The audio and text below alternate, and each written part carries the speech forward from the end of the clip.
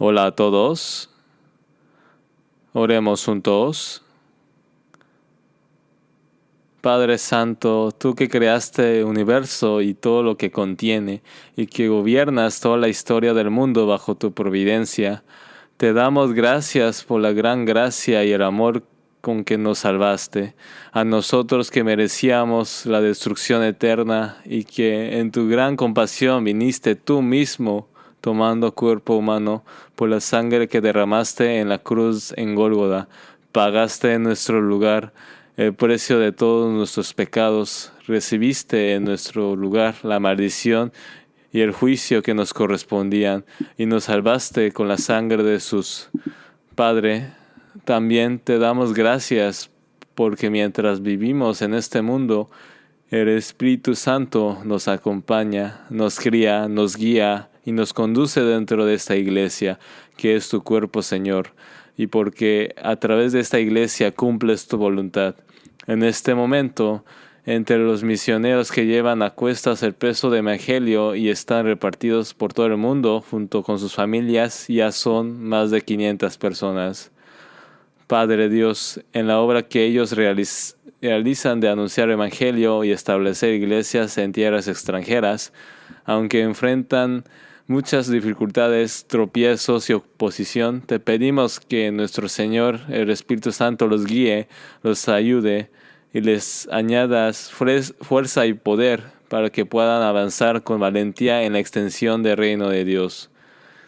Y para que nosotros que respaldamos esa obra no tengamos ninguna carencia, bendícenos más y más en cuerpo y en espíritu. En este mismo momento se está llevando a cabo también el retiro de verano en Gwangju. Hoy, en este día en el que se predica el Evangelio, te pedimos que nuestro Espíritu Santo abre de par en par tanto los labios de nuestros pastores que anuncian la gran obra que el Santo Jesucristo hizo en la cruz, como los oídos y los corazones de todos los que escuchan la palabra, para que podamos ver con nuestros propios ojos la obra maravillosa de que al oír la palabra de verdad de Dios, el Evangelio de salvación, nazcan de nuevo como hijos de Dios. Esta mañana hemos venido delante de la palabra de Dios, deseando recibirla. Abre aún más nuestros corazones y añádenos sabiduría e inteligencia, para que podamos comprender profundamente en lo más íntimo del corazón la palabra de Dios. Guía también los labios de este humilde predicador por medio de nuestro Señor, el Espíritu Santo. En el nombre de Jesucristo oramos. Amén.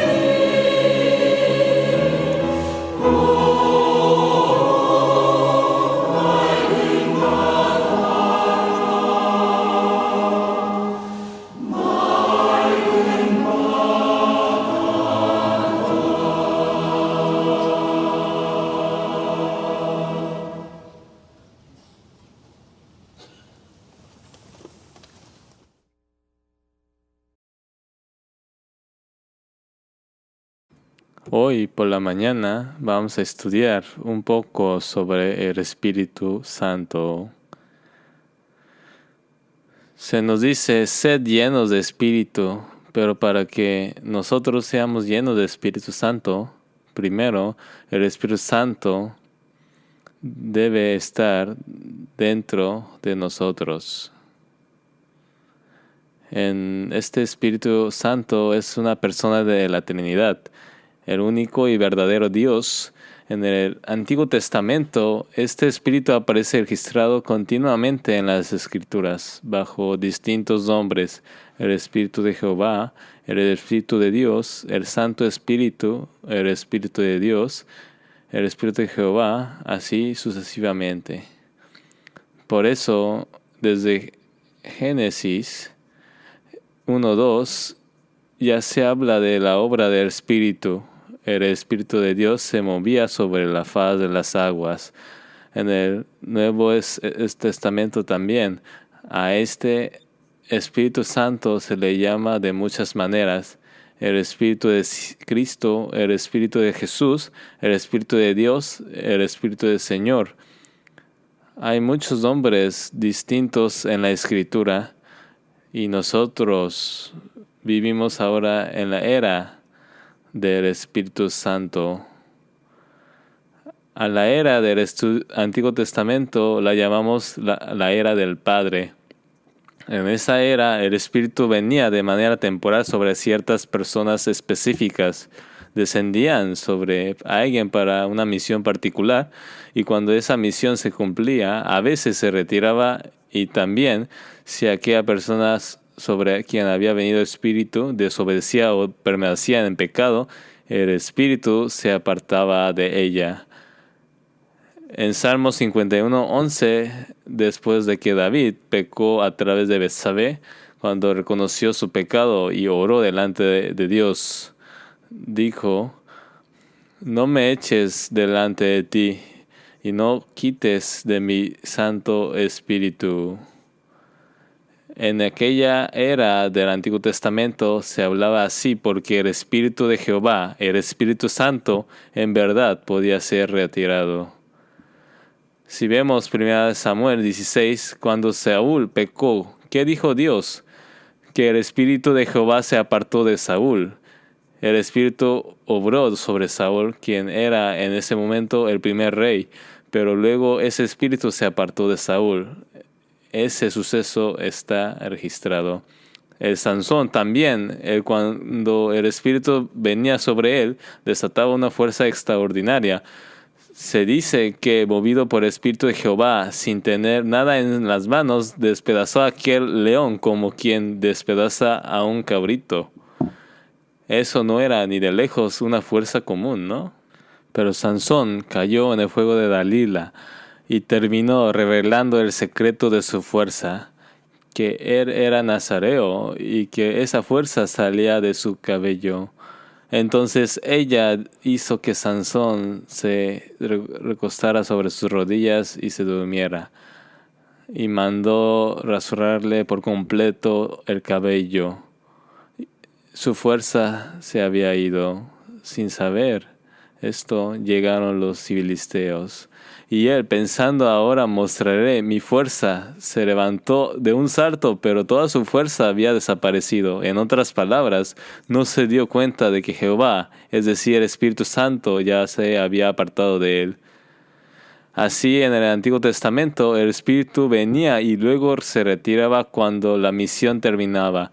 En aquel tiempo, el Espíritu venía de manera individual sobre personas específicas para cumplir un propósito y una voluntad particular de Dios.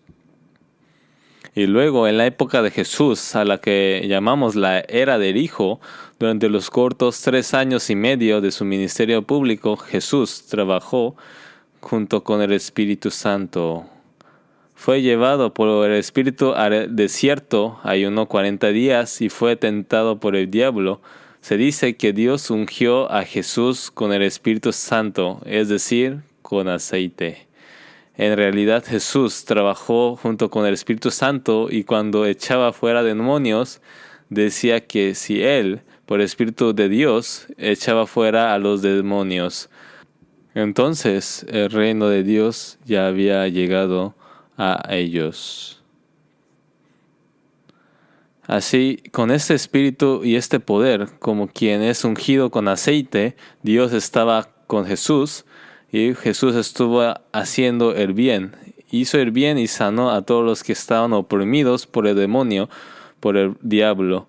Y eso significa que en el corazón de aquella persona echaba fuera al demonio que la dominaba y en su lugar entraba el Espíritu Santo, es decir, la palabra de Dios. Y luego, a partir de la era de apostólica, finalmente el Espíritu Santo entra en las personas y obra en ellas. Después del Pentecostés, incluso los apóstoles antes de Pentecostés no podían hacer la obra de Dios. Pero después que en el Espíritu vino en Pentecostés, cuando los apóstoles finalmente anunciaron y predicaron el Evangelio de gracia de Dios, ocurrió una obra verdaderamente asombrosa. Con el poder del Espíritu predicaron el Evangelio y la palabra, y también por el poder del Espíritu la gente escuchaba y entendía, y que sus vidas cambiarán, que sus pensamientos cambiarán, que sus corazones cambiarán, que su manera de vivir cambiará, que su manera de hablar cambiará y que se convirtieran en personas completamente nuevas. Todo esto por completo fue la obra del Espíritu Santo. Por eso vivimos ahora que en la era del Espíritu Santo, antes de ascender al cielo, Jesús dijo, primero de Hechos 1:8, que cuando el Espíritu Santo viniera sobre ellos, recibieran poder. ¿Qué clase de poder? El poder inmenso que cualquier persona al oír y creer esto pueda pasar del infierno al cielo. Este enorme poder, recibiréis poder y me seréis testigos en Jerusalén, en toda Judea, en Samaria y hasta lo último de la tierra. Esto solo se cumple cuando el Espíritu Santo viene en la obra del Espíritu. Ahora mismo la cabeza de esta iglesia es Jesucristo. Y Jesucristo está presente ahora mismo como el Espíritu. Como el Espíritu de Cristo, como el Espíritu de Jesús. En Mateo 28:20, en el último versículo, Jesús dijo, y aquí yo estoy con vosotros todos los días hasta el fin del mundo. ¿Con qué está con nosotros? No con el Jesús que llevaba un cuerpo humano, sino con el Espíritu de Cristo, con el Espíritu de Dios. Y ahora mismo, en este mismo lugar, también está presente. Del Santo Espíritu de aquel Jesús, del Espíritu de Cristo, es de lo que estamos hablando hoy. Tal vez sea justamente hoy, en mi tiempo señalado, cuando el Señor quisiera hacer esto. Con labios débiles e indignos hablo de esto, pero en la era apostólica, como todavía no se había escrito la Escritura, el Espíritu Santo mismo hablaba directamente estas palabras. Así como un espíritu inmundo le habla directamente a un chamán, o como las personas que fueron movidas por el Espíritu de Dios escuchaban directamente la palabra de Dios. En la era apostólica, los apóstoles escuchaban directamente lo que decía el Espíritu Santo. Así, el Espíritu hablaba directamente a personas. Así, el Espíritu hablaba a Felipe. El Espíritu le habló directamente a Felipe. Acércate y júntate a ese carro. Así, cuando el eunuco de Etiopía, después de terminar su adoración en Jerusalén, regresaba por el camino y en el desierto subía a su carruaje para volver a su tierra. El Espíritu Santo mismo le habló directamente a Felipe para que predicara el evangelio a ese etíope. El Espíritu le dijo directamente. Y a Pedro, mientras oraba en la azotea, se le mostró una visión. Dentro de un lienzo aparecían toda clase de animales, peces y aves que en Levítico, en el Antiguo Testamento, estaba prohibido comer, cosas consideradas inmundas. Mátalos y come, vio esta visión. Mientras Pedro pensaba profundamente en esta visión, el Espíritu Santo mismo le habló a Pedro y le dijo que 2 hombres vendrían a buscarlo, que ellos lo llevarían a Cesarea, a la casa de alguien. en Cesarea, ¿quién era?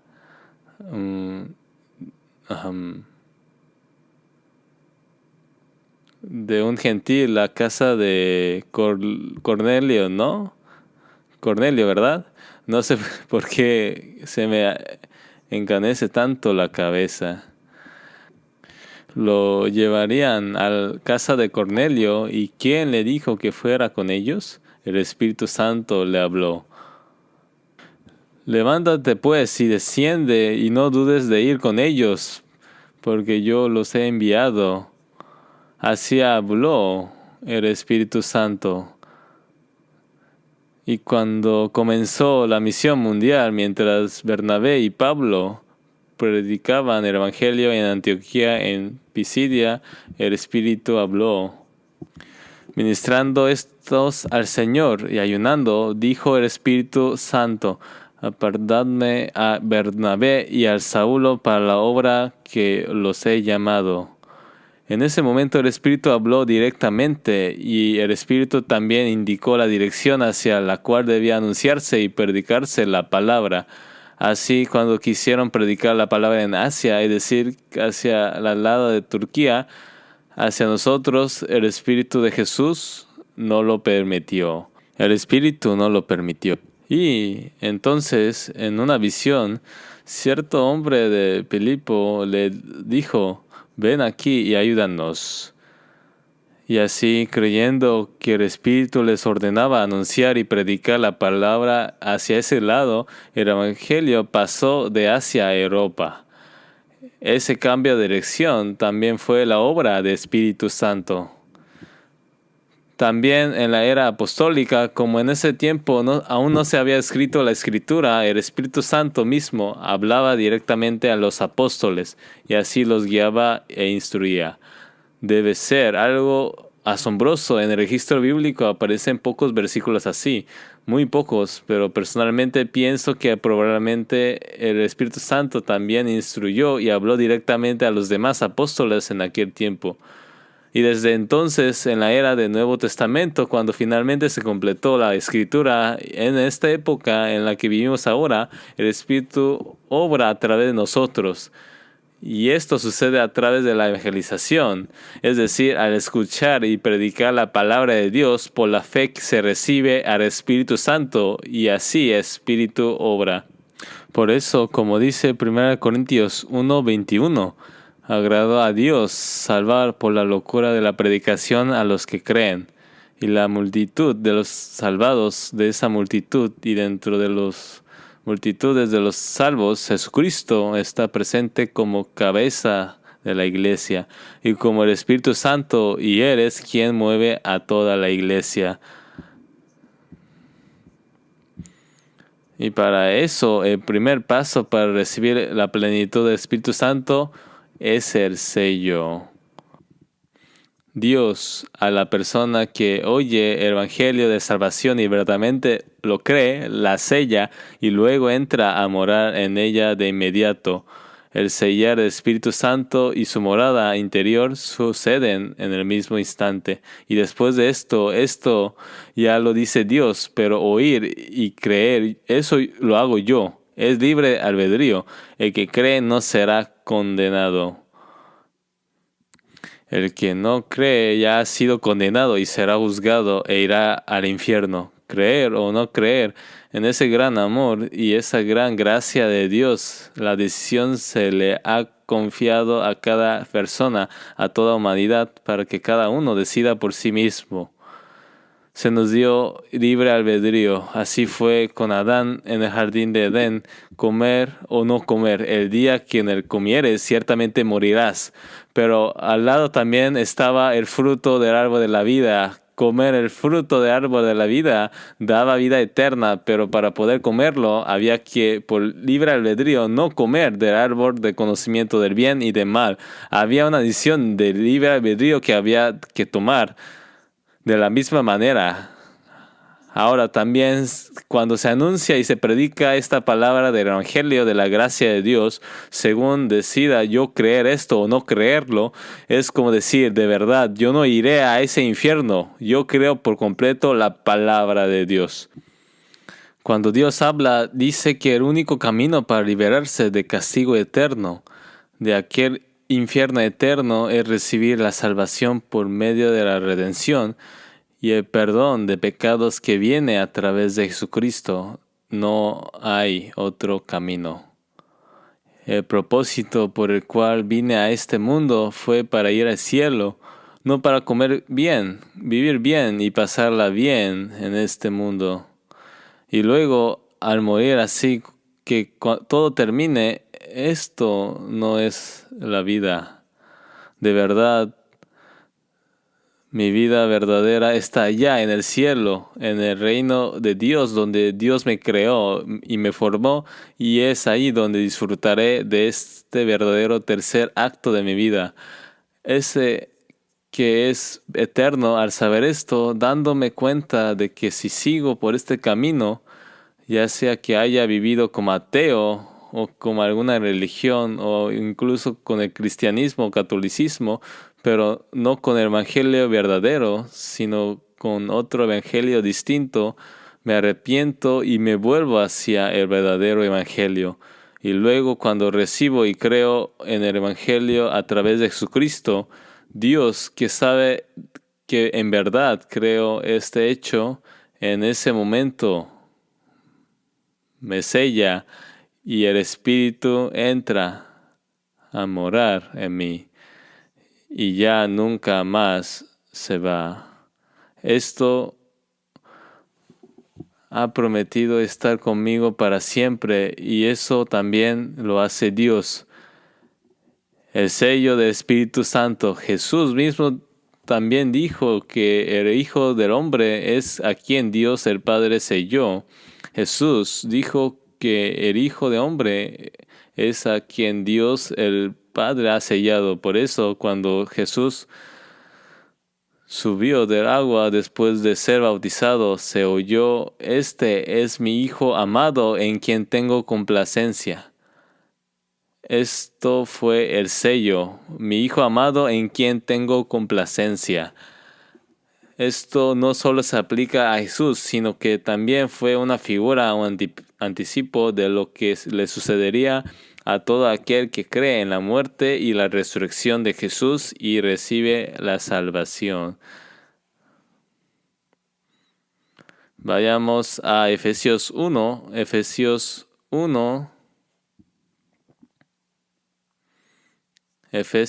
1, 13, versículo 13. Vamos a leer juntos. En él también vosotros, habiendo oído la palabra de verdad, el evangelio de vuestra salvación, y habiendo creído en él, fuisteis sellados con el Espíritu Santo de la promesa. Este es el orden. La vida eterna es conocer al único Dios verdadero y a Jesucristo, a quien Él ha enviado. Así que al llegar a conocer al único Dios verdadero, Dios es justo, santo, todopoderoso y bueno. Y por más que yo intente, con mi propia filosofía o mi propio esfuerzo, no puedo llegar a ser tan justo, tan santo, tan bueno y tan puro como Dios. A reconocer esto delante de Dios, y sea cual sea la religión que uno tenga, aunque guarde toda la ley y todo lo que esa religión enseña a sus escrituras, aún así no puedo ser tan justo ni tan santo como Dios. Entonces, este camino no es el camino que lleva al cielo. Y así como dice el libro de Hechos, cuando el apóstol Pablo llegó a conocer a Dios, se produjo ese arrepentimiento hacia Dios, ese apartarse de aquel camino, y eso es el arrepentimiento hacia Dios. Y luego al oír la palabra de verdad, es decir, el evangelio de salvación, toda esta palabra de Dios es verdad. La palabra de mi Padre es verdad, y la verdad entre las verdades es precisamente el evangelio. Así cuando finalmente se oye esta palabra de verdad, este evangelio de salvación, y se comprende que porque me amó y porque yo no podía resolver mi propio pecado, Dios envió a su Hijo unigénito Jesucristo a esta tierra para resolver este pecado por completo al 100%, así darme la redención eterna, la salvación eterna. Al oír este evangelio de salvación, al creerlo, aceptarlo y creerlo con firmeza de mí, eso es lo que me corresponde hacer a mí. Entonces, habiendo sido sellado con el Espíritu Santo de la promesa, como dice la Escritura, Dios promete dar su Escritura, el Espíritu del Señor, a esa persona.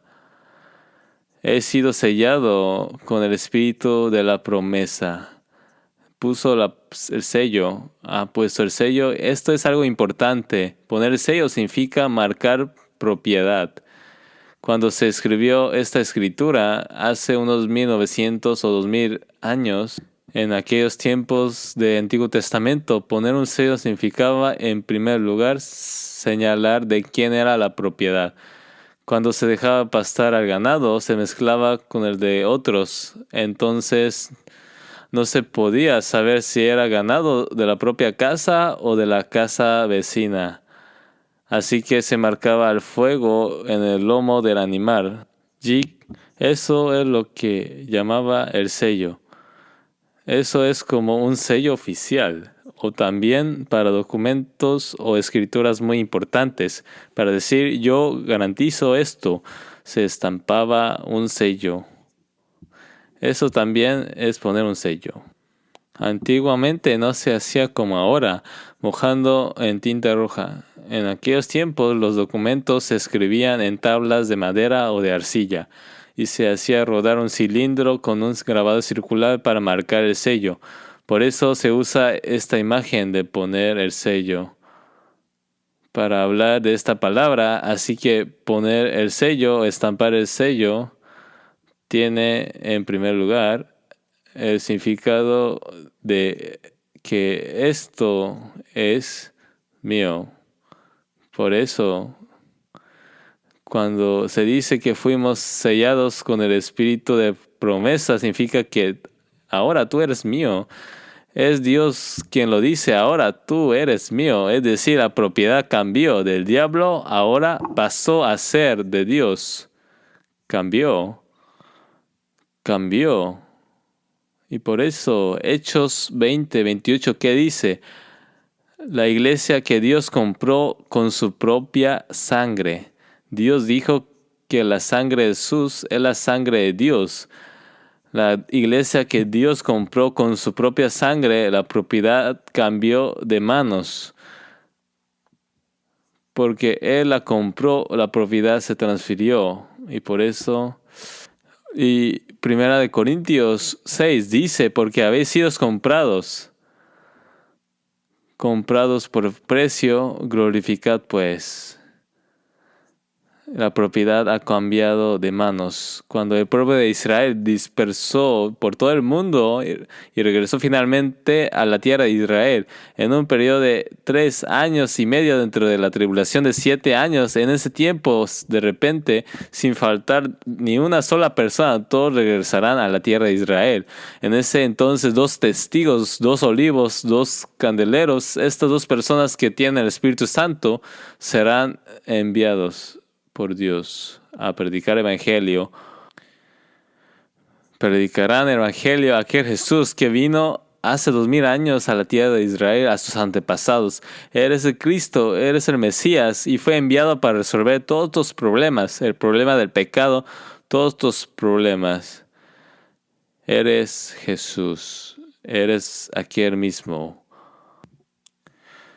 La razón por la cual les di la ley fue para que reconocieran que eran pecadores, que necesitaban lavar este pecado. Y también les di cada año el día de la expiación para que cada año al ofrecer el sacrificio de expiación comprendieran que eran pecadores, que necesitaban recibir el perdón de este pecado.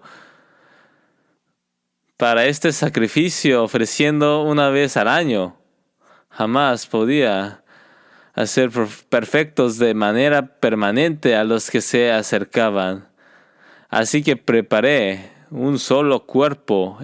Ese único cuerpo es preciosamente Jesucristo. Cuando se predica esto de entre las 12 tribus de Israel, 12,000 de cada tribu, 144,000 personas recibirán la salvación en ese tiempo. Y entonces esas personas serán selladas. Por eso en Apocalipsis 7:3 dice: no hagáis daño a la tierra, ni al mar, ni a los árboles, hasta que hayamos sellado en sus frentes a los siervos de nuestro Dios. Y por eso, durante esos 3 años y medio vendrá una paz extraordinaria a este mundo. Y la razón es, precisamente, hasta que los 144,000 de Israel sean sellados. Se dice: tú eres mío. Eso es precisamente el acto de sellar. Y por eso el apóstol Pablo dice que ahora ya no somos nuestros, ya no soy mío. Y por eso, como dice en Romanos 14:8, si vivimos para el Señor vivimos, y si morimos para el Señor morimos. Así pues, sea que vivamos o moramos, ¿qué somos? Del Señor somos. Porque fuimos sellados. Esto no tiene reembolso. Pregúntele a Dios alguna vez: quiero cancelar mi salvación. Yo quiero cancelar. Dios jamás lo permitirá. ¿Qué dices? Te va a regañar. Ya sé que es una tontería decir esto, pero incluso así, Dios jamás cancela nuestra salvación. Por eso esa salvación es una salvación eterna, una salvación eterna. Y si esa salvación es eterna, ¿saben desde cuándo empieza? Mirándolo bien. Dios nos salvó incluso antes de formar a Adán y Eva. Nos escogió antes de la fundación del mundo, antes de la creación. Dios ya conocía por completo toda la historia de este mundo. Así que desde antes de la fundación del mundo, tu salvación, Dios ya la conocía por completo. Y a través de la historia de la humanidad, desde el lado humano, la historia relacionada con la salvación continúa hasta el fin de este mundo. Esta salvación. Por eso después de esta salvación es cuando se pone el sello.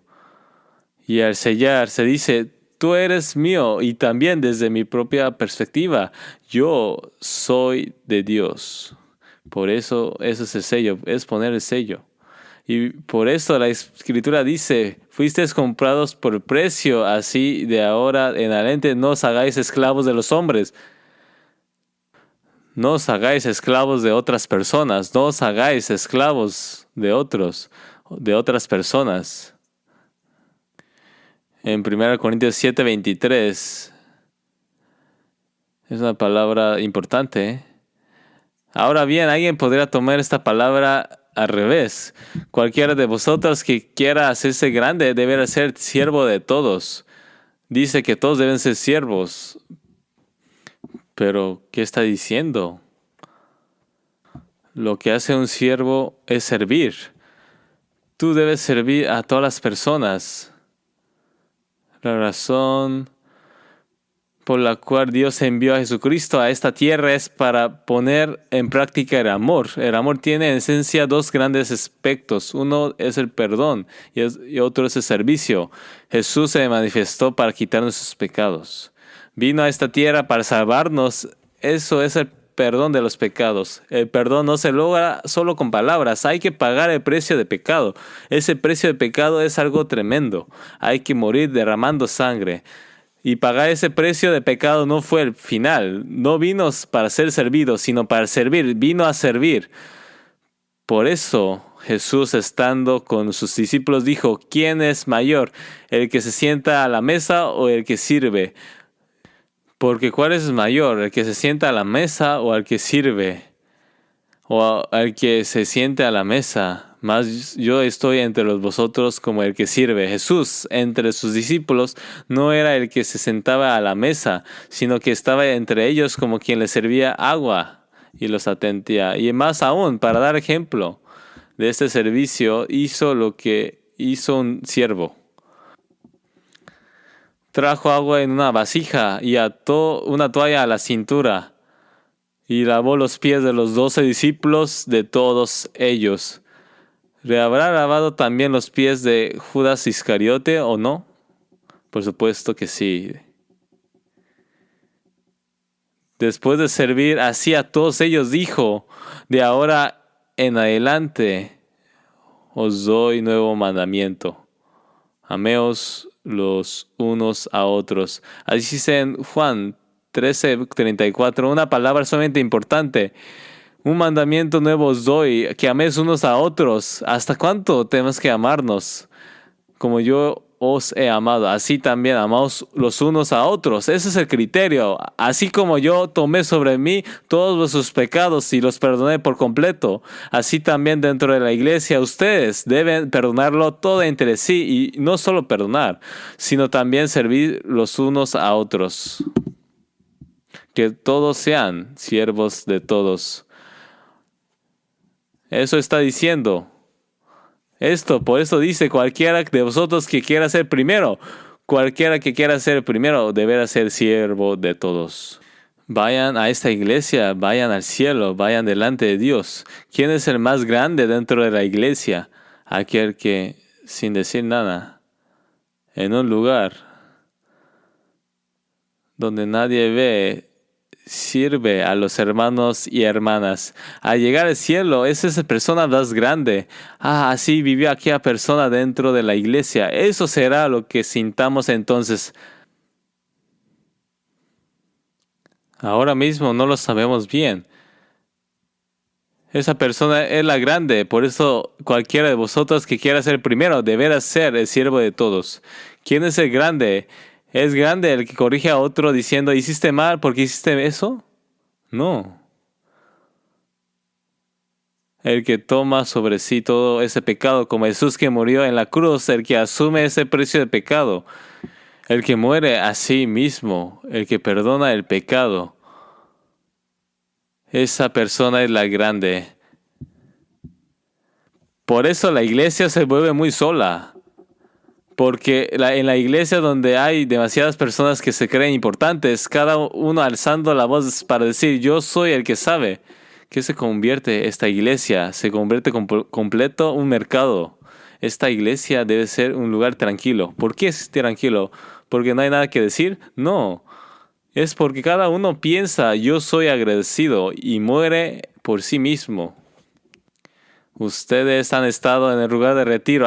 ¿Alguna vez oyeron a alguien levantar la voz? Está en silencio. ¿Cómo es posible que 10,000 personas reunidas ahí, escuchando juntas la palabra, viviendo en comunidad, están tan calladas? ¿Por qué será? Porque ahí se practica el amor de Dios. ¿No es acaso perdonar y servir? Y aquí también es exactamente lo mismo.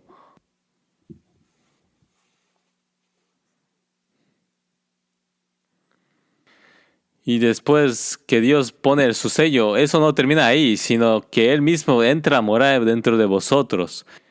Veamos 2 Corintios 1. 2 Corintios 1.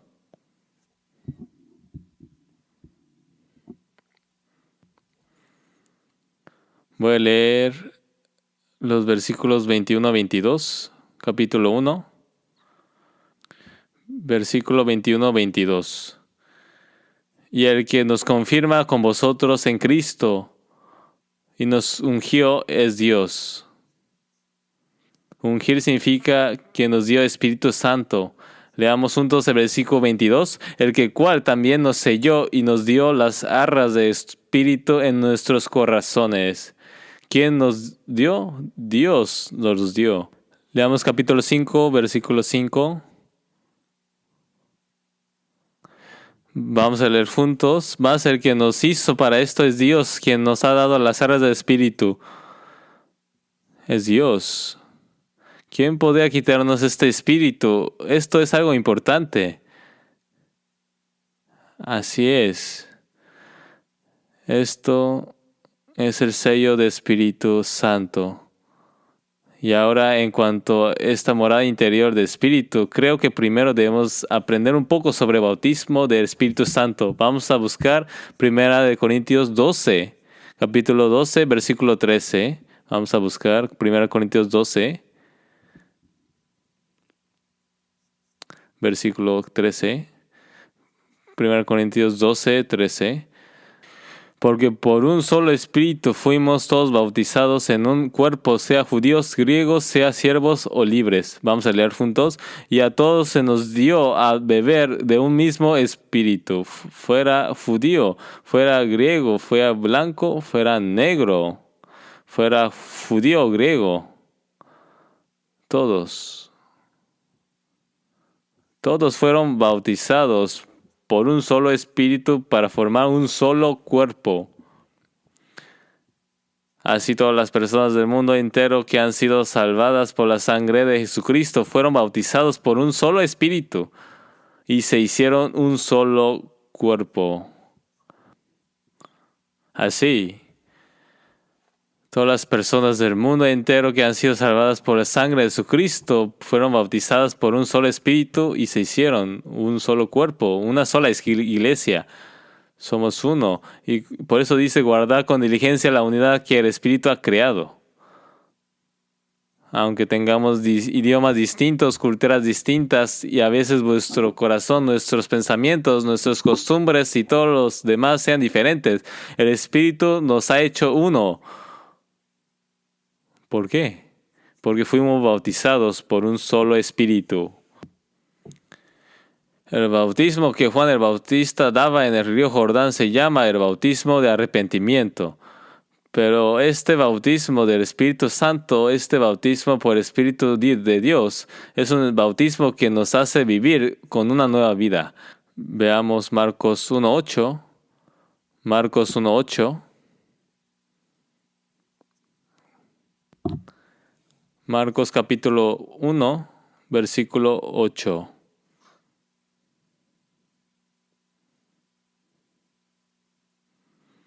Yo, a la verdad, os he bautizado con agua, pero Él os bautizará con Espíritu Santo. Jesucristo, Él nos bautiza con el Espíritu Santo. Ahora bien, ¿qué significa esto? ¿Qué es el bautismo de arrepentimiento de Juan el Bautista? El bautismo de arrepentimiento es el hecho de que ni siquiera el apóstol Pablo, quien decía ser intachable en cuanto a la ley por sus buenas obras o por guardar la ley, podía resolver su propio pecado por sí mismo. Y al reconocer que era un pecador destinado al infierno y que ese camino era precisamente el camino de muerte, al darse cuenta de que estaba caminando por el camino de muerte y comprender que eso no era la respuesta, eso no es la solución, sino que este problema solo podía resolverse a través de Jesucristo, el Salvador de Dios que envió, y volverse hacia Él. Esto es el bautismo de arrepentimiento. Ese es el bautismo de arrepentimiento. Pero el pueblo de Israel, como dice en Romanos 10, 2-3, tenía celo por Dios, pero no conforme a ciencia. No siguieron el conocimiento verdadero, no siguieron la palabra de Dios, sino que procuraron establecer su propia justicia y no se sujetaron a la justicia de Dios. Yo a mi manera, yo puedo llegar a ser tan justo y tan santo como Dios, y así era el cielo. Pero Dios dice que no es posible, y persistir obstinadamente a esa idea acababa siendo una forma de resistir la palabra de Dios. Se convierte en rebeldía. Por eso, dar la vuelta a la dirección de la propia vida, sea que se haya sido ateo, sea que haya sido practicado algún tipo de religión, y volverse hacia Jesucristo, el Salvador, para recibir la salvación, para ir al cielo, para obtener la vida eterna. Eso es precisamente lo que llamamos arrepentimiento. Por eso Jesús dijo en Hechos 1:5 que Juan bautizó con agua, pero que ellos dentro de no muchos días serían bautizados con el Espíritu Santo. Jesús dijo esto justo antes del día de Pentecostés, antes de ascender al cielo. Después de que Jesús resucitó durante 40 días, anduvo con un cuerpo espiritual, hablando de las cosas del reino de Dios, y luego, después de ascender 10 días después, eso hace día 50. En ese momento vino el Espíritu, eso es Pentecostés. Pentecostés. Es el Espíritu que descendió en Hechos 2. Y Jesús mismo había dicho, dentro de no muchos días seréis bautizados con el Espíritu Santo, el bautismo de Espíritu. Debemos entender con claridad qué significa este bautismo. Cuando el pueblo de Israel cruzó el Mar Rojo, Dios dice que en el Mar Rojo el pueblo de Israel fue bautizado. Así dice, cruzar el Mar Rojo es el bautismo. Veamos Hechos.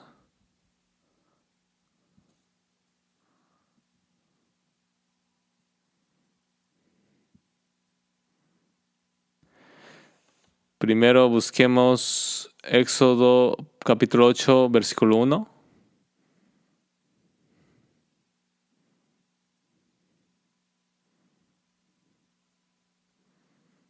Éxodo capítulo 8, versículo 1.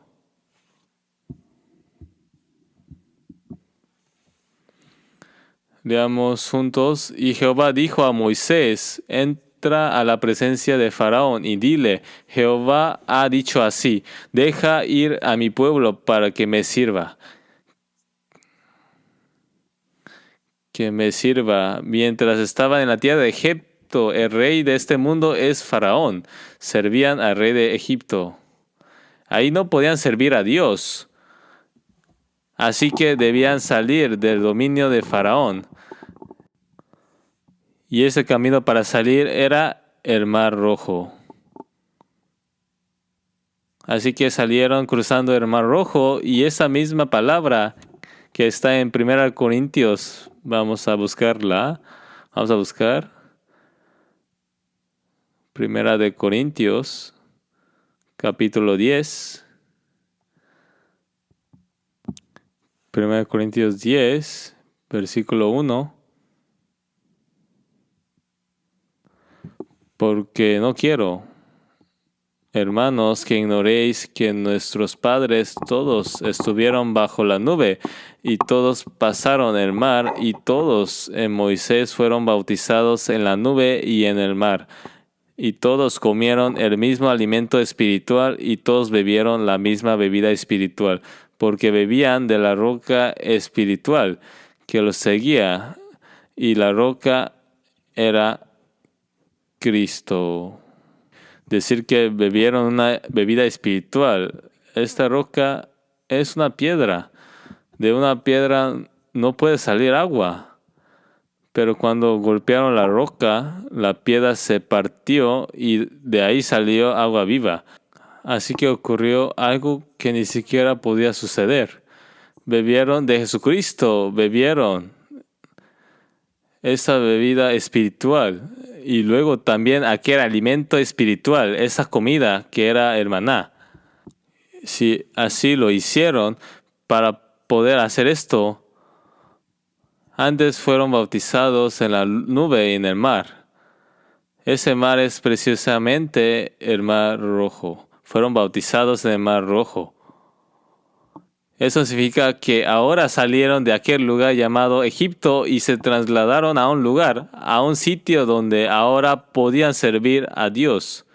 Movió a ese lugar.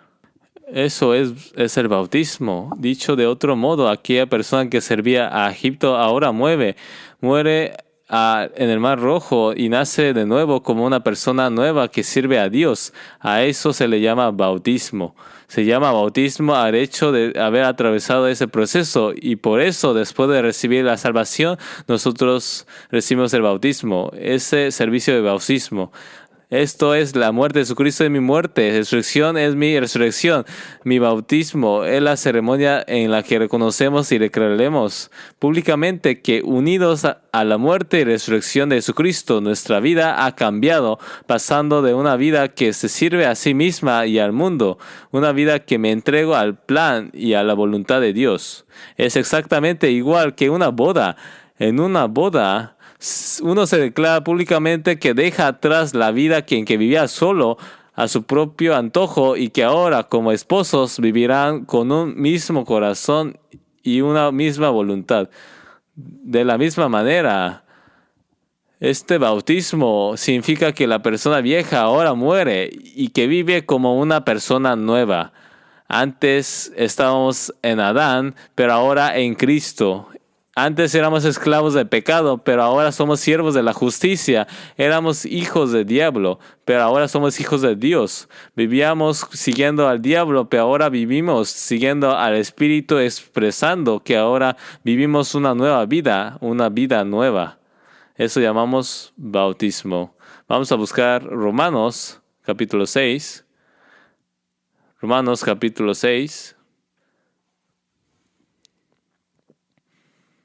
Romanos capítulo 6, versículo 3 al 5.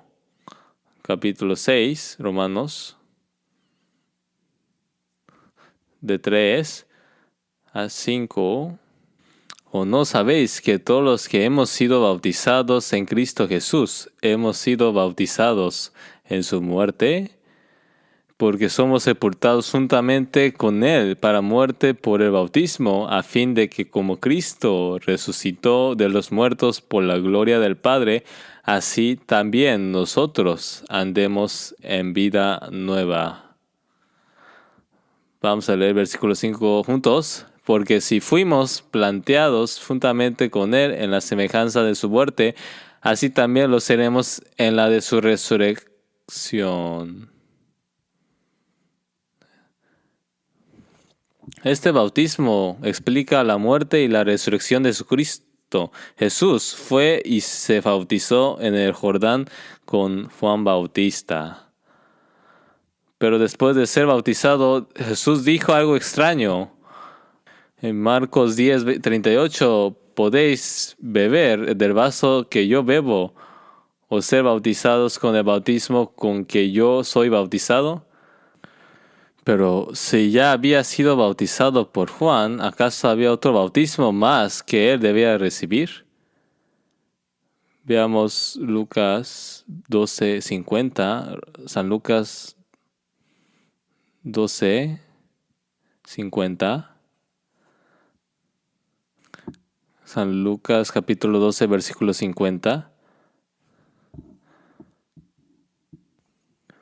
Vamos a leer juntos. Más de un bautismo tengo que ser bautizado y cómo me angustio hasta que se cumpla. Un bautismo tengo que ser bautizado. ¿Podéis beber la copa que yo de beber? Jesús oró toda la noche en el huerto de Getsemaní. Padre, si es posible, pasa de mí esta copa. Esa copa, la copa de Jesús debía tomar. La copa de la cruz, ante esa copa dijo, pasa de mí esta copa. Padre, si quieres, pasa de mí esta copa, pero no se haga mi voluntad sino la tuya. Pero que esta copa la podremos beber vosotros. Y ese bautismo que yo debo recibir, cuán intensamente oró, hasta que el sudor se volvió como gotas de sangre.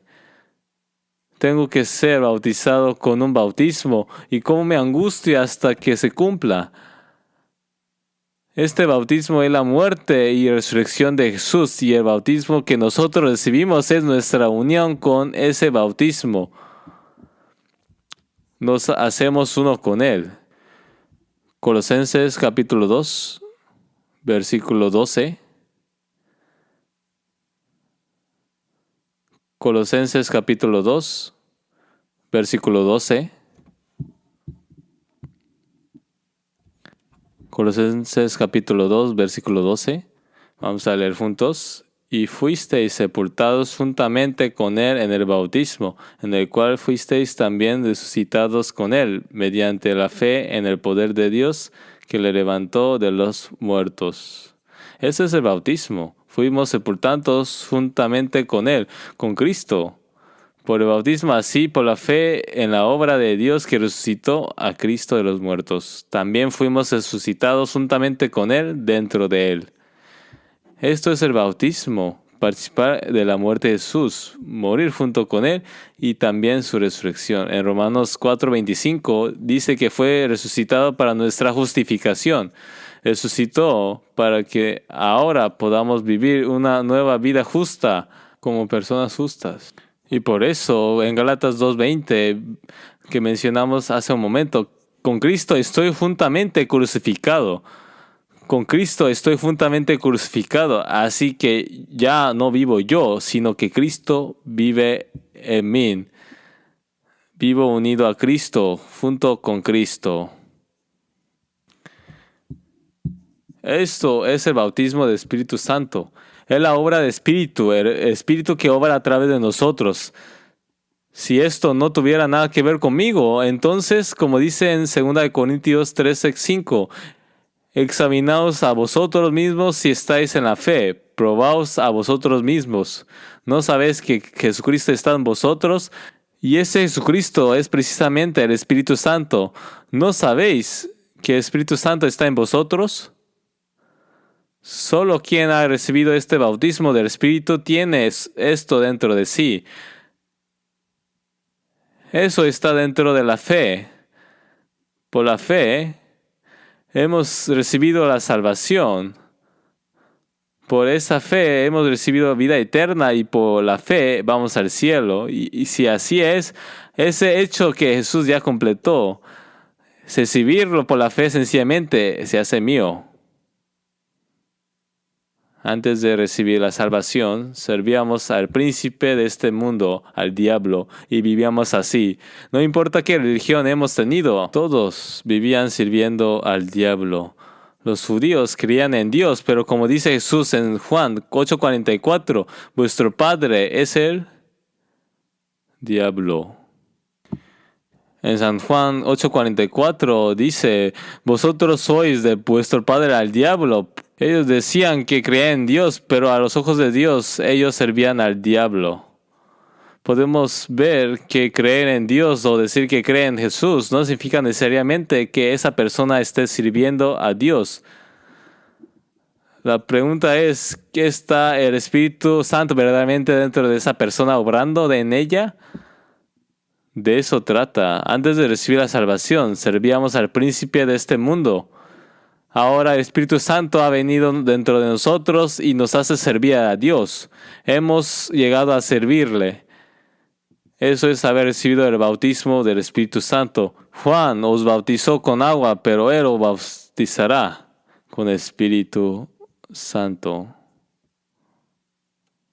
Antes de la salvación, en este corazón, el diablo, tu diablo, dominaba tu corazón, tus pensamientos y tu conducta.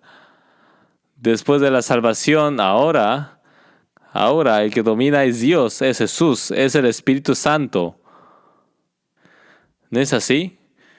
En Efesios 2:2 dice, en los cuales anduvisteis en el otro tiempo, siguiendo la corriente de este mundo, conforme al príncipe de la potestad de aire, el espíritu que ahora opera en los hijos de desobediencia. Seguíamos al diablo, antes también nosotros vivíamos así, siguiendo nuestros propios deseos, ¿verdad? Y por eso, haciendo la voluntad de la carne, de los pensamientos, éramos igual que los demás, por naturaleza hijos de ira, pero después de recibir la salvación, ahora nuestra situación es distinta. Es cierto, ¿verdad? Y por eso Jesús vino, expulsó de mi corazón a este príncipe del mundo, a este diablo que me dominaba, y en su lugar puso su sello. Esto es mío, diablo, no lo toques, esto es mío. Puso el sello y ahora vive dentro de mí. Por eso, en Hechos 10, versículo 38, dice que Dios ungió a Jesús con el Espíritu Santo y con poder, y que Él anduvo haciendo el bien y sanando a todos los oprimidos por el diablo. Sanó a todos los oprimidos por el diablo. Esto es el bautismo del Espíritu Santo. Ahora la persona vieja muere por completo y renace como una persona nueva, porque Dios estaba con él. Dios estaba con él. Entonces, ¿qué fue lo que Jesús vino a hacer? En Hebreos 2 dice que vino para destruir por medio de la muerte al que tenía el imperio de la muerte, es decir, al diablo. ¿verdad? Y también en 1 Juan 3:8 dice que el Hijo de Dios se manifestó para deshacer las obras del diablo. Aquella persona vieja que el diablo dominaba, esa persona ya ha muerto. El bautismo del Espíritu Santo explica precisamente esto, que aquella persona guiada por el diablo ha muerto y que ha vuelto a nacer como una nueva persona espiritual que vive con una nueva vida. Leímos juntos Romanos 6:4, porque somos sepultados juntamente con Él para muerte por el bautismo, ¿verdad? A fin de que como Cristo resucitó de los muertos por la gloria del Padre, así también nosotros andemos en vida nueva. Esto es bautismo de Espíritu Santo. Y por eso, ¿no sabéis que el Espíritu de Cristo mora en vosotros? En Romanos 8 dice que cualquiera que no tiene el Espíritu de Cristo no es de Cristo. Debemos traer el Espíritu de Cristo. Así es, ¿verdad? Si de verdad es así, ¿me dan 3 aplausos? Así es. Jesús dijo en San Juan capítulo 3, si alguno no naciere de agua y del Espíritu, no puede entrar en el reino de Dios. Así lo dijo, y también en Tito 3:5 dice, nos salvó no por obras de justicia que nosotros hubiéramos hecho, sino por su misericordia, por el lavamiento de la regeneración y por la renovación en el Espíritu Santo. El lavamiento de la regeneración, eso Dios ya lo hizo todo a la persona que cree. Ese hecho, el Espíritu Santo lo renueva.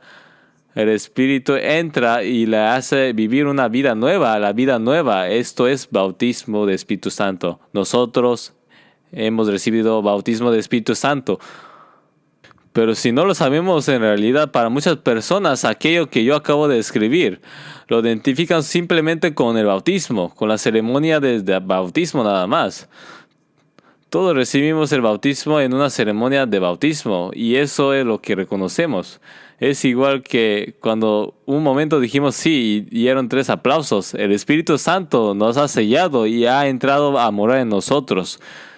Pero ¿cómo recibimos este Espíritu? ¿Por las obras de la ley o por oír con la fe? ¿Cuál de los dos? Por el oír con la fe. En Hechos 2:38 dice, recibid el perdón de los pecados y así recibiréis el don del Espíritu Santo como regalo. Se recibe oyendo y creyendo, pero ¿qué es lo que creemos?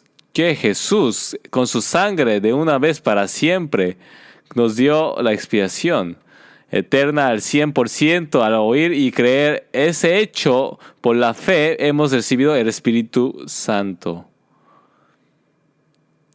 Señor, que perdonó nuestros pecados, ha entrado a morar en mí.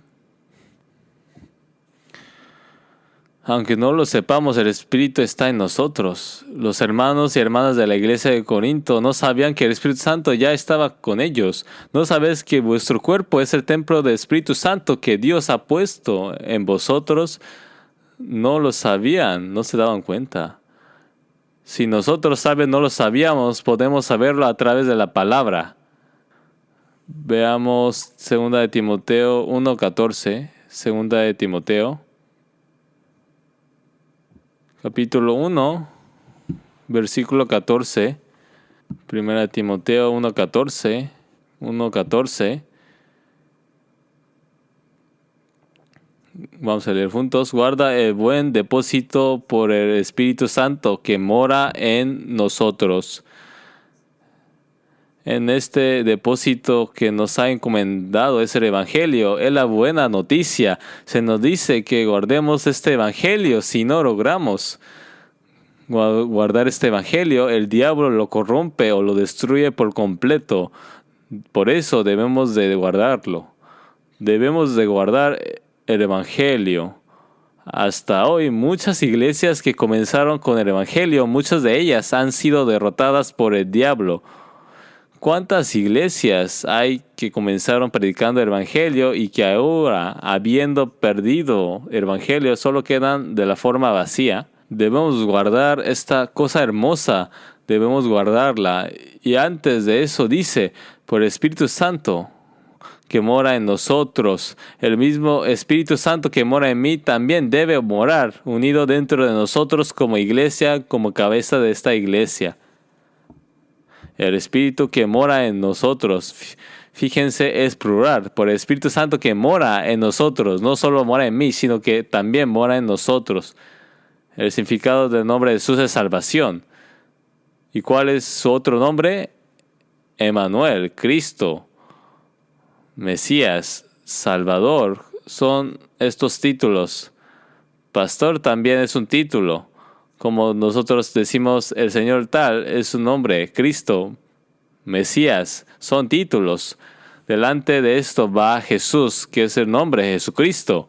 Y otro es el nombre de Emmanuel, Cristo. He aquí una virgen concebirá y dará luz un hijo y llamará su nombre Emmanuel. Antes de esto, a María se le dijo, darás a luz un hijo y llamarás su nombre Jesús, porque Él salvará a su pueblo de sus pecados. Así que el nombre Jesús significa salvación y también una virgen concebirá, dará la luz a un hijo, llamará su nombre Emmanuel. Emmanuel significa que Dios está con nosotros. Dios habita con nosotros, es decir, Dios está con nosotros, God with us.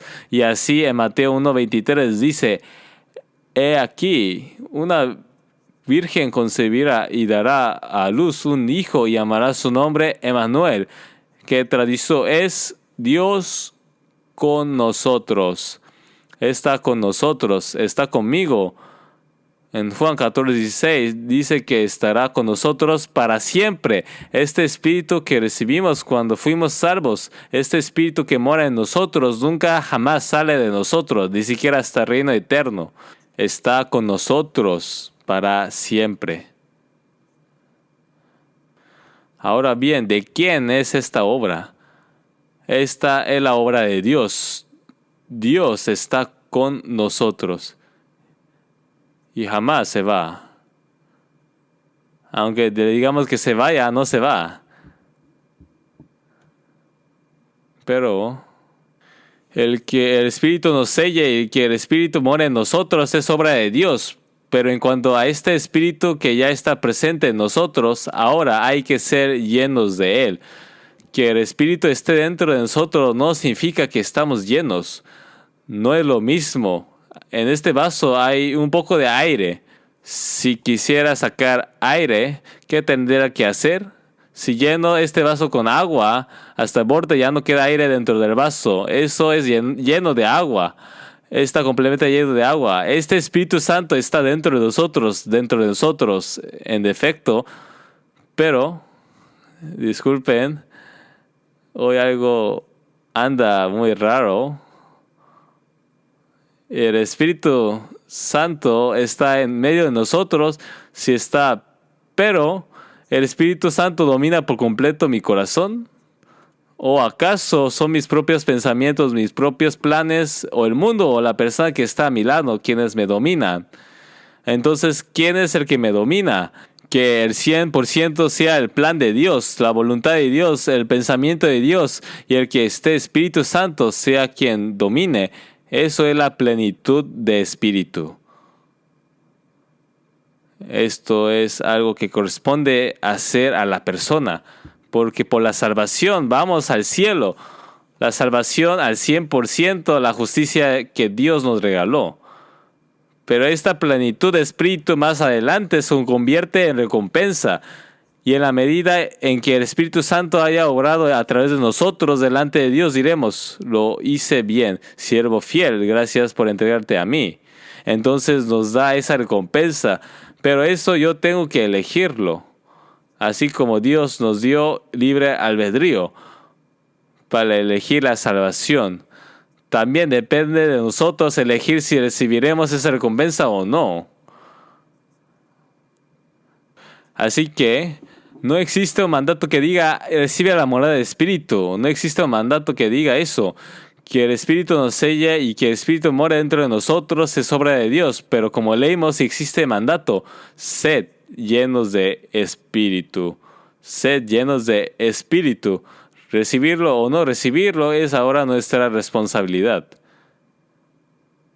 Dicho de otro modo, es entregarnos a nosotros mismos para el Señor que guíe y dirija nuestra vida. Esto es sacrificio vivo y santo. Que presentéis vuestros cuerpos en sacrificio vivo, que es vuestro culto racional. Eso es servir a Dios. ¿Qué es servir a Dios? Obedecer la voluntad de Dios, someterse a ella y acatar esa voluntad. ¿Qué es servir a nuestros padres? Es la voluntad de nuestros padres, el pensamiento de nuestros padres, la palabra de nuestros padres. Recibir esa palabra, respetarla y actuar y cumplir conforme a ella. Eso es servir a nuestros padres. ¿Qué es servir a Dios? Someterme y obedecer al plan, a la voluntad y a la palabra de ese Espíritu Santo que está dentro de mí. Recibir esa palabra y cumplirla conforme a ella. Eso es servir a Dios. Eso es servir a Dios. ¿No es así? ¿No es así? Esta plenitud del Espíritu, esta mentalidad de Cristo en la persona salvada, describe una vida completamente dominada y cautivada por el poder del Espíritu. Y esto se contrasta precisamente con la embriaguez. No os embriaguéis porque en eso hay disolución. Cuando uno está borracho, no vive según su propia voluntad, sino según la voluntad de alcohol, ¿verdad? Es el alcohol quien te hace hablar y moverte. ¿No es así? Es servir al alcohol.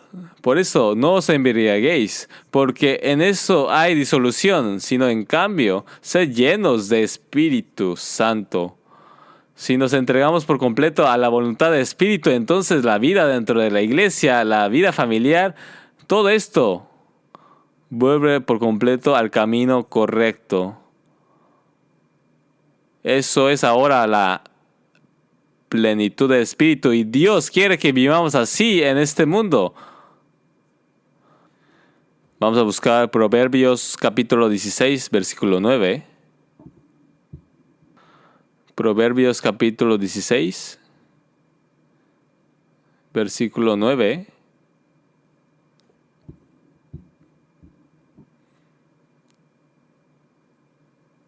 Lo leímos juntos. El corazón del hombre traza su rumbo, pero Jehová dirige sus pasos. Esto es la plenitud del Espíritu. Yo sigo la dirección que Él me guía. Cuando mi plan coincide con el plan de Dios, ahí es cuando de verdad hago un buen plan. Pero aunque mi plan no coincida con algún plan o voluntad de Dios, al final Dios lo corrige y lo lleva de vuelta al camino de justicia, al camino recto. El corazón del hombre traza su rumbo, pero Jehová dirige sus pasos. Leamos también juntos el versículo 3.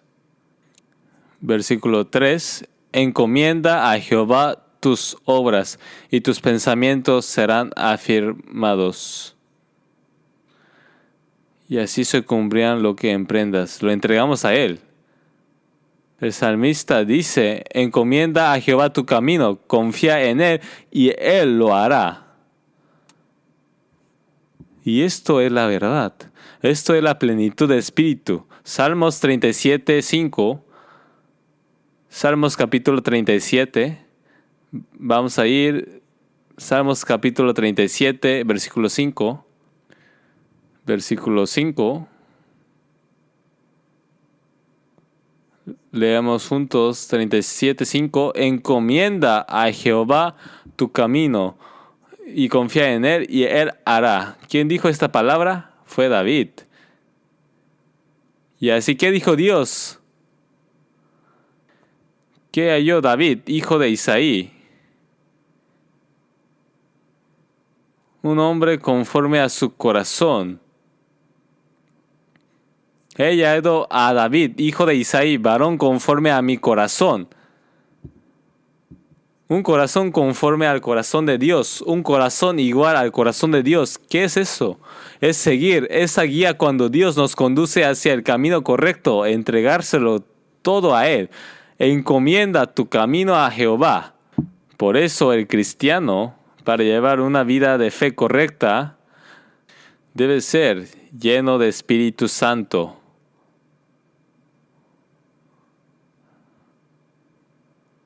En este mundo, en algunos lugares, se dice que quien es lleno de Espíritu Santo habla lenguas, profetiza y tiene experiencias misteriosas, pero eso no concuerda con la Escritura. La plenitud de Espíritu es que el cristiano viva una vida de fe absolutamente natural y normal. Esa es precisamente una vida llena de Espíritu. El bautismo del Espíritu y la morada del Espíritu son cosas que Dios hace por nosotros. Esto es algo excepcional. Ocurre una sola vez y ya. Pero la plenitud del Espíritu es distinta. Como el mundo sigue entrando y mis propios pensamientos siguen entrando, ¿qué debo hacer? Si el agua ya se ha vaciado bastante para volver a llenarlo, ¿qué hay que hacer? ¿Qué hay que hacer? Hay que seguir echando agua una y otra vez. Es decir, debo llenarme continuamente de la voluntad del Señor y de la palabra del Señor. Por eso, cuando alguien practica algo como la meditación para vaciar la mente, decimos que está vaciando el corazón. La vida de fe es la vida de llenarse. Así que debemos llenar continuamente nuestro corazón con el plan de Dios, con la voluntad de Dios y con la palabra de Dios. Esto es algo repetitivo y continuo. No basta con haber sido llenos de Espíritu una sola vez para permanecer llenos para siempre. Esto es algo fluctuante. Una boda se celebra una sola vez, ¿verdad? ¿Acaso una boda todos los días? Se celebra una sola vez, pero después de casarse, los esposos viven juntos toda la vida, ¿verdad? La morada del Espíritu ocurre una sola vez, pero la vida guiada por el Espíritu se vive toda la vida. La morada del Espíritu significa que el Espíritu de Dios y mi Espíritu, ¿qué hacen? Se hacen uno. Por eso, 1 Corintios 6:17 dice, el que se une al Señor, un espíritu es con Él. El Espíritu vino, lo sella y mora en nosotros. Pero que el Espíritu venga ahora como mi dueño y viva dentro de mí, eso es de por vida. Vivir dominando y gobernando por completo en mi vida, ese es el gran castillo y gran fundamento de vida de fe. Vivir esta vida guiado por Espíritu y lleno de Espíritu es algo que yo debo de elegir. Eso debo decidirlo yo. Debo leer la Biblia y por eso la leo.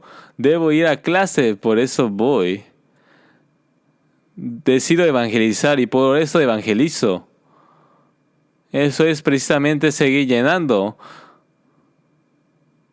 continuamente Espíritu dentro de mí. Eso es plenitud de Espíritu. Eso me corresponde hacer a mí. Y en la medida que lo haga, recibiré la recompensa delante del Señor. Compararemos el bautismo de Espíritu y la morada de Espíritu con un automóvil. Con mi vida como si fuera un auto. El Espíritu se ha subido a mi auto. Pero ¿qué es la plenitud de Espíritu? Es entregarle el volante al Espíritu. Eso es la plenitud de Espíritu. Y el bautismo de Espíritu y la morada de Espíritu son cosas que ni yo mismo sabía, que Dios simplemente declaró. Pero esta plenitud, la plenitud de Espíritu es algo que Él ha mandado. Sed llenos de Espíritu, nos manda a recibirla continuamente. Este bautismo del Espíritu y esta morada de Espíritu terminan de una vez para siempre, pero la plenitud de Espíritu es fluctuante. Según como yo sea, el grado de esto varía. Incluso podemos llegar a perder la plenitud de Espíritu cuando la carne llega a dominarnos por completo o cuando el mundo entra por completo, nos volveremos personas del mundo. En ese caso, eso es perder la plenitud de espíritu. Pero ¿significa que el espíritu ya no está dentro de mí? No, sigue estando. Así que, ¿cuándo debe entristecerse el Espíritu Santo? El espíritu está presente, pero si no recibimos su plenitud y vivimos derrotados por la carne, no podemos llevar una vida de fe normal. La persona que no está llena de espíritu, atrapada por las pasiones de la carne, los deseos del cuerpo, las tentaciones del mundo, no puede llevar una vida de fe normal. Ahora bien, las personas incrédulas que no han recibido la salvación cometen dos pecados contra el Espíritu Santo. Uno es el pecado de quien resiste al Espíritu Santo. Si resistimos al Espíritu Santo, no obtendremos vida ni en este mundo ni en el venidero. Resistir al Espíritu Santo es esto. El Espíritu Santo muestra muchas evidencias y da muchas oportunidades para creer. Pero hasta el final, la persona se la rechaza y no la acepta. Esto es pecado de resistir el Espíritu Santo. Pero hay un pecado más grave todavía. Entre los incrédulos es el pecado de blasfemar contra el Espíritu Santo. Blasfemar contra el Espíritu Santo es estorbar y oponerse incluso a la predicación del Evangelio. Es el pecado de blasfemar contra el Espíritu Santo. Todos los pecados y blasfemias del hombre pueden ser perdonados, pero el pecado de blasfemar contra el Espíritu Santo no puede ser perdonado. Esta persona no solo lo cree, sino que además se opone a que otros crean, ataca la obra de predicar el Evangelio y hace todo tipo de cosas contra ella. Este pecado de blasfemar contra el Espíritu Santo ni siquiera puede comparar con ningún pecado moral.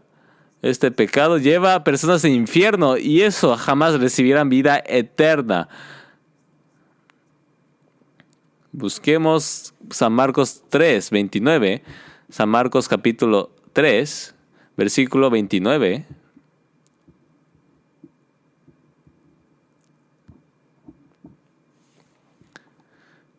Versículo 29, capítulo 3, 29.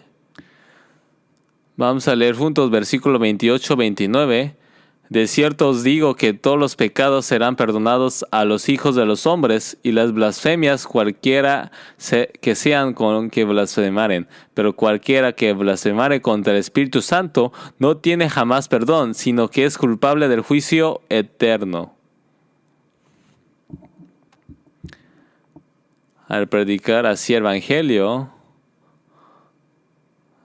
y hacer esta labor, quienes de verdad se opongan a esto, según esta palabra, no obtendrán vida eterna jamás y quedarán sujetos a este juicio eterno, a este castigo. No comprendo bien por qué actúan así. Y luego están los pecados que cometen los cristianos que ya han recibido la salvación. El primero es el pecado de mentir al Espíritu Santo. Ananías y Zafira mintieron al Espíritu Santo. ¿Por qué llenó Satanás tu corazón para que mintieses al Espíritu Santo y sustrajeses del precio del terreno? No has mentido a los hombres, sino a Dios. Este es el pecado de no vivir la vida de fe con total honestidad, sino sucumbir a los deseos de la carne y dejar arrastrar por las tentaciones del mundo. Este es el pecado de mentir al Espíritu Santo. En ese caso, ¿puede Satanás obrar incluso dentro de una persona que ha recibido la salvación? ¿Puede o no puede? A Ananías se le dijo: Ananías, ¿por qué llenó Satanás tu corazón? Eso no es un estado de plenitud de espíritu. Estaba completamente vacío de eso. El Espíritu estaba presente, pero él mintió al Espíritu Santo. Debemos saber que existe este pecado de mentir al Espíritu Santo. El segundo es el pecado de contristar al Espíritu. No contristéis al Espíritu Santo de Dios. No contristéis al Espíritu Santo de Dios. ¿Qué es lo que contrista al Espíritu Santo? Cuando vivimos en pecado, el Espíritu se contrista. No es el que el Espíritu se vaya. Cuando un hijo sigue causando problemas en este mundo, cometiendo pecados, actuando así y una vez, ¿acaso no se entristecen los padres? Por favor, ya no hagas eso más. De la misma manera, el pecado que contrista a Dios es vivir habitando en el pecado. Eso es el pecado que contrista el Espíritu Santo. Vivir según la carne o vivir según el mundo. Y el tercero es el pecado de apagar el Espíritu. En 1 Tesalonicenses 5 dice, no apaguéis al Espíritu. El Espíritu quiere hacer algo y lo sabemos. Pero simplemente decimos, no lo voy a hacer. No lo hago. Y sí, sencillamente ignoramos por completo la voluntad y los deseos del Espíritu Santo. Así decir, no. Así decir, no apaguéis al Espíritu. En inglés se traduce como don't put off. No lo extingáis el fuego del Espíritu Santo. El Espíritu Santo está intentando encender este fuego. Y justo ahí le echamos agua fría encima. Eso es el pecado de apagar al Espíritu. ¿Por qué sucede esto? Porque estamos llenos de la carne, llenos del mundo. Ignoramos aquello que el Espíritu quiere que hagamos. No queremos el sufrimiento, no queremos sacrificio.